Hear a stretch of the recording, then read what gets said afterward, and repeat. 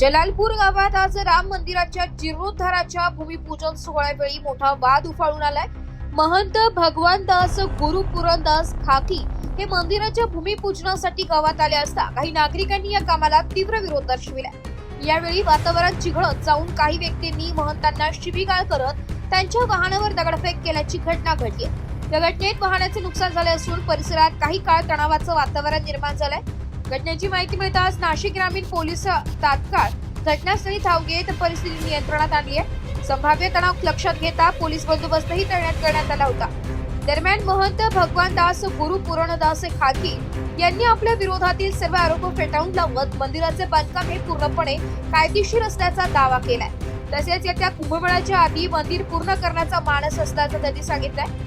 याच वेळी गावातील काही स्वार्थी राजकीय घटक आणि सरपंच नागरिकांना भडकवत असल्याचा आरोप महंतांनी केलाय।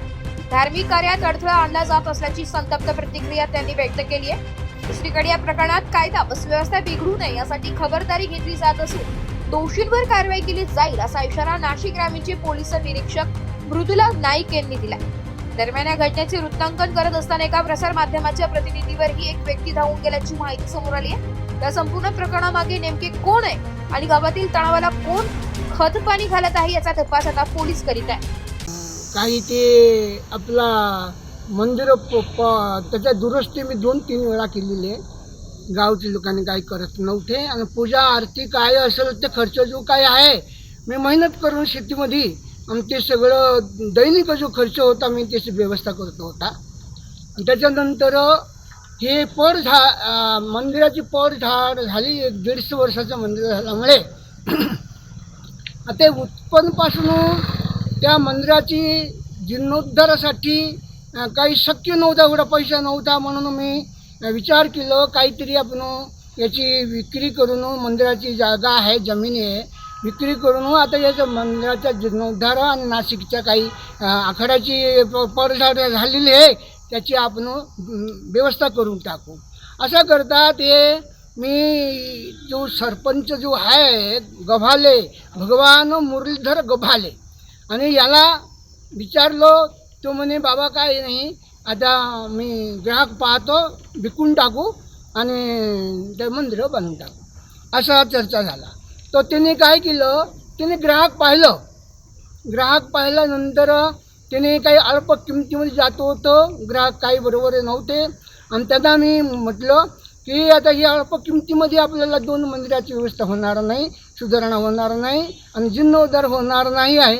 म्हणून आता तू काही याच्यामध्ये हे करू नको, मी फिर तू दुसरं पाहतो। तर मी ते गावची लोकांनी मी त्यांना विकून दिलं नाही ते सरपंचाला। त्याने काय केलं गावकरी बसवला नंतर आता आमची विचार झाली तुम्ही कशाला विकता म्हणून आता तोच विकत होता, तो बोलला म्हणून ते मी बोललो विकायचं आणि तोच विकत होता आणि त्याला विकू दिलं नाही म्हणून तिने गावच्या लोकांना चर्चा केला।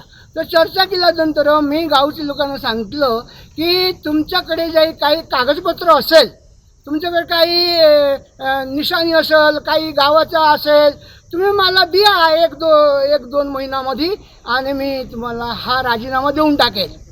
आता तिने अशा करता असताना 3 महिन्याचं मुदत दिलं होतं, ते 3 महिन्याचं 3 साल झाला तिने कागदपत्र काही दिलं नाही। याला विचारा, त्याला विचारा, आमदाराला विचारा, प्रत्येक लोकांना विचारून असा करता करता आता ते शेवटी विक्री झाली आणि सगळं गावच्या लोकांना गोळा करून गावाचं काही नव्हता याने सगळं गावच्या लोकांना पैशाच्या लोभामध्ये याने गावच्या लोकांना भडकावून त्याला ते विक्री करायचं होतं आणि त्या पैसा त्याच्या घराला नेऊन बंगले बांधायचं होतं। ह्या निमित्ताने माझ्या संगतीने दुश्मन केला। पोलीस बंदोबस्त होता, हे पोलीस बंदोबस्तांना पोलीस लोकांना आम्ही समजून सांगितलं की हे तुमच्या यामध्ये जर ते आपल्याला भूमिपूजन करून मंदिराची आमच्याकडे चावी दिलं तर ते मंदिराच्या जीर्णोद्धारासाठी आम्ही काम सुरू करणार आहे। परंतु त्याने करू दिले नाही। परंतु गाववाले हे खोटं आहे। माझा एक रेशन कार्ड एकच आहे आणि हे जो सरपंच आहे, जेव्हा सरपंच पदवी झाल्यापासून याने खोटं नाटक बैराग लावून आणि आमचे 2 आडनाव लावून याने हे केलेले। आता पवित्र त्याच्यावर आता केस करायला लागला। आता पर्याय काय आता हां, त्यांनी न्याय बिघडलेले आहे, त्याच्यामुळे त्याने हे कायदेशीर हे केलेले आहे आणि आमचं काही किंमत केलेली आहे. आता हे जो गावची लोक आहे ना, हे आता हे माझ्या शेतामध्ये प्रत्येक दैनिक हे काम करत होते. यांचे पैसा प्रत्येक वेळावर दिलेले आहे आणि हे आता थोडीशी पैसावाला झाले म्हणून आता हे खूप त्रास द्यायला लागलेले. आता ते हे यांच्या आखाड्याचे बघा, जसे तुमची नावावर वस्तू आहे, यांच्या नावावर वस्तू आहे, त्यांच्या नावावर असते, परंतु जसे समाज आहे, जसे आम्ही जलालपूर सरपंच आहे, सरपंच म्हटलं तर अनेक प्रकारचा सरपंच राहतो, पण कोणाची मालकीमध्ये म्हणजे इस्टेटमध्ये कोण मालिक नाही आहे. जो ज्याच्या नावावर दिलेले आहेत तो मालिक असतो. गावामध्ये एक राम मंदिर आहे पुरातन, जे खाकी आखाड्याचं आहे. खाकी आखाड्याने ती जागा पूर्वी सुरगाण्याच्या राजांनी त्यांना दान केलेली होती. तिथे राम मंदिर त्यांनी बांधलेलं आहे. काही दिवसापासून त्या राम मंदिरावरून वाद सुरू आहे की राम मंदिर गावाचं आहे की खाकी बाबाचं आहे. खाकी बाबांनी एक आखाड्याची जागा विक्री करून परस्पर फायद्यासाठी ती रक्कम वापरली असं गाववाल्यांचं म्हणणं आहे. तर आज त्याच अर्जावरून चौकशी केली. आत्तापर्यंतच्या चौकशीमध्ये सर्व कागदपत्र मध्ये की राम मंदिर सार्वजनिक नसून खाजगी आहे आणि खाकी आखाड्याच्या नावाने आहे अशा आम्हाला नोंदी मिळालेली आहे. तर बाबाचं आम्ही राशन कार्ड प्राप्त करून घेतले तहसीलदारांकडून. त्याच्यामध्ये पण बाबा व्यतिरिक्त राशन कार्डवर कोणाचीही नावं उपलब्ध झालेली नाही. त्याच्यामुळे त्याला तो विवाहित आहे की नाही हे आत्तापर्यंत प्रूव्ह झालेलं नाही. आज पोलीस बंदोबस्तामध्ये राम मंदिर बांधण्यासाठी पूजा करण्यासाठी बाबा इथं आलेले आहे. पोलीस बंदोबस्त त्यांनी घेतलेला आहे. परंतु गावकऱ्यांचा सगळ्यांचा विरोध असल्यामुळे सर्व गावाला मी आवाहन केलेलं आहे की तुमचे जे काही ऑब्जेक्शन आहे किंवा जे राम मंदिराबद्दल तुमच्याकडे जे पुरावे आहेत ते तुम्ही कायदेशीर मार्गाने कोर्टामध्ये धर्मदाय आयुक्तांकडे मांडा आणि मंदिराचा वाद सोडवा. आता सध्या कुणी कायदा हातामध्ये घेऊ नका. कायदा हातामध्ये घेतला, बाबाला जर मारहाण वगैरे करण्यात आली तर कायदेशीर गुन्हे दाखल. ब्युरो रिपोर्ट, नाशिक लोकशाही न्यूज, नाशिक.